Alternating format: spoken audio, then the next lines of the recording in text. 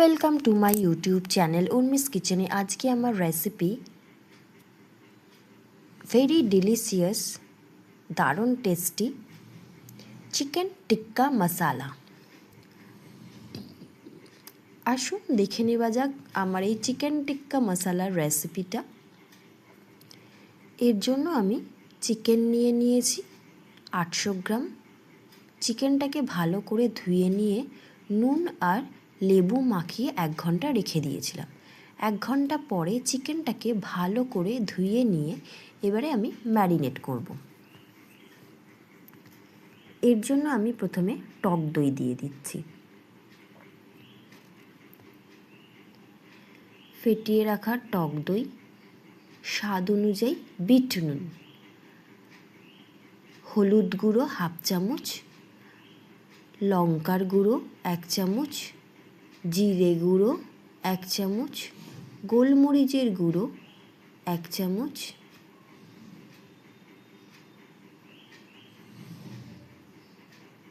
গরম মশলার গুঁড়ো 1/2 চামচ, রসুন বাটা 1 চামচ, আদা গ্রেট করে রাখা 1 চামচ আর লেবুর রস দিয়ে ভালো করে সমস্ত উপকরণগুলো, মশলাগুলো মাংসের সাথে মাখিয়ে আমি রেখে দেব 2 ঘন্টা মতন ম্যারিনেট করে, ঢাকা দিয়ে ফ্রিজে।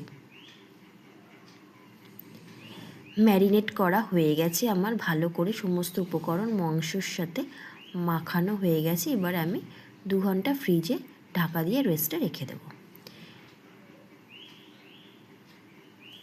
এবারে আমি 2 ঘন্টা পরে ফ্রাইং প্যানে 2 চামচ সাদা তেল আর মাখন দিয়ে দিলাম। মাখনটা গলে গেছে। এবারে আমি ম্যারিনেট করা চিকেনগুলো একটা একটা করে এই ফ্রাইং প্যানে তেলের উপরে সাজিয়ে দিয়ে দেব।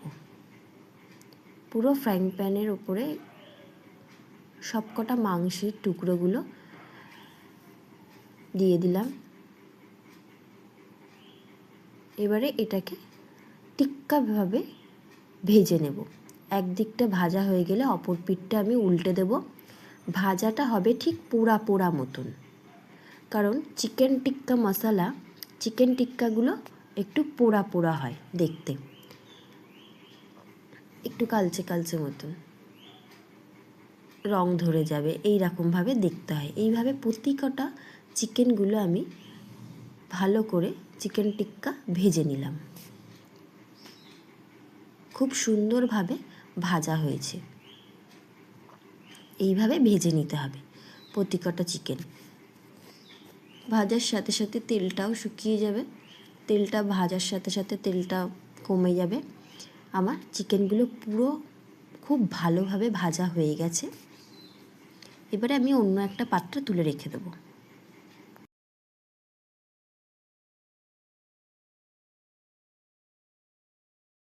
চিকেন টিক্কা তো রেডি। এবারে আমি মশালাটা রেডি করব। তার জন্য কড়াইতে আমি সর্ষের তেল দিয়ে দিলাম। সর্ষের তেল দিয়ে এর মধ্যে আমি গোটা জিরে, দারচিনি, লবঙ্গ আর 2টো ছোটো এলাচ ফাটিয়ে এর মধ্যে দিয়ে দেব। ফোড়নটা হয়ে যাওয়ার জন্য আমি অপেক্ষা করব।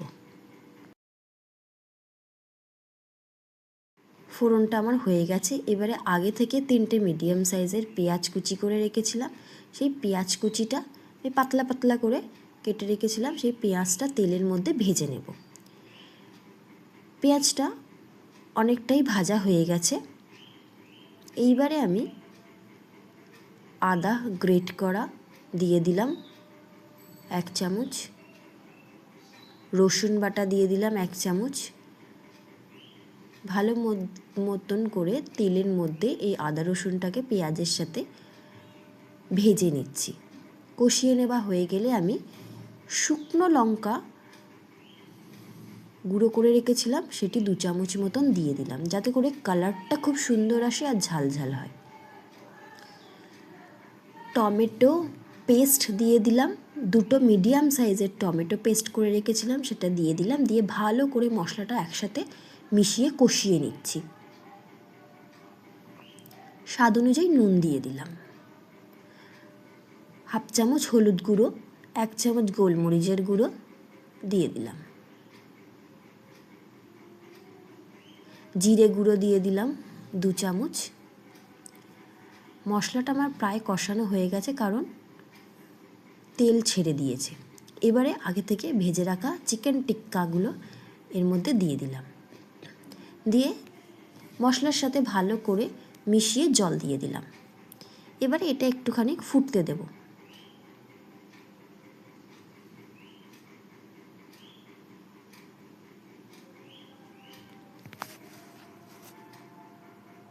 হালকা ফুট ধরেছে। এর মধ্যে আমি 2 চামচে কাজু বাদাম বাটা দিয়ে দিলাম, হাফ চামচে কসুরি মেথি দিয়ে দিলাম,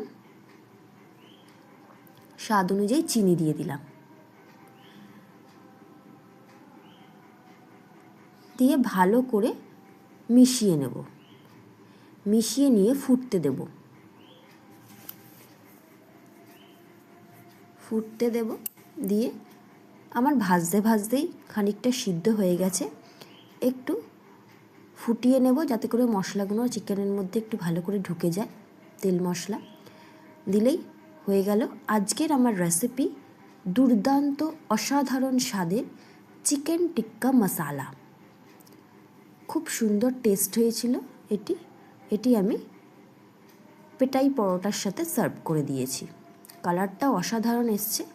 আমি নামিয়ে সার্ভ করে দিয়েছি, ওপর দিয়ে একটু ফ্রেশ ক্রিম ছড়িয়ে দিয়েছি, বাস। আর পেঁয়াজ দিয়ে গার্নিশ করে দিয়েছি। হয়ে গেল আজকের আমার রেসিপি, দুর্দান্ত স্বাদের চিকেন টিক্কা মশালা। অসাধারণ স্বাদ হয়েছিল। আপনারাও এটি ট্রাই করে দেখুন। আজকের মতো এই পর্যন্ত।